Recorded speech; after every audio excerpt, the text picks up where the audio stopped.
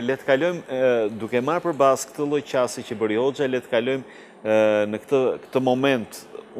Vjen dikush dhe ju dëgjon ju dhe i afrohet ose vendos të agjëroj vetëm duke u nisë nga të mirat mjekësore, nga të mirat trupore, por i mungon ajo që tha Hoxha, pra motivi, sinqeriteti në inframënyrë dhe pjesa e devotshmërisë.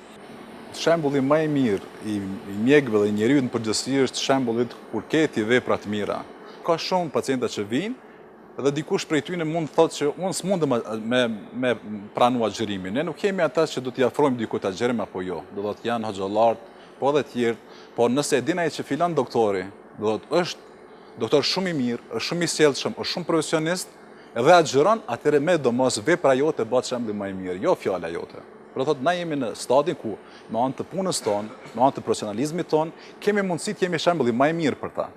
Prandaj nëse ne dëshirojmë dhe Zoti do të na ka begatuar që përmes agjërimit të kemi qindra miliona të mira, të cilat nuk ka mundësi gjuha jonë me i shpreh ato do të mundet t'i kuptoj vetëm zemra me zemër. Nuk ka mundësi gjuha asnjë mjeku, asnjë politikologu, asnjë hoxhë të shpjegon dhuntit të mëdha. Prandaj, ne ndoshta nuk kemi mundësi që t'ia shpjegojmë ashtu pacientit.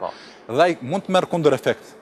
Por sido që tjetë, nëse ti e prezanton mirë atë cilën e din dhe ja recetën me domos, nëse jo këtë Ramazan, sigurisht në Ramazani tjetër do të vraj mendjen e tij dhe sigurisht që do të jetë në begatit të cilat ti ke munduar një kohë t'ia shpjegosh, por ai Zoti ka hapur zemrën dikur më vonë. Prandaj duhet të jesh shembull për të tjerët që të jesh i suksesshëm. Mirë, atëherë do të bëjmë edhe një pauzë tjetër për të vijuar me pjesën e tretë të këtij emisioni. Publicitet.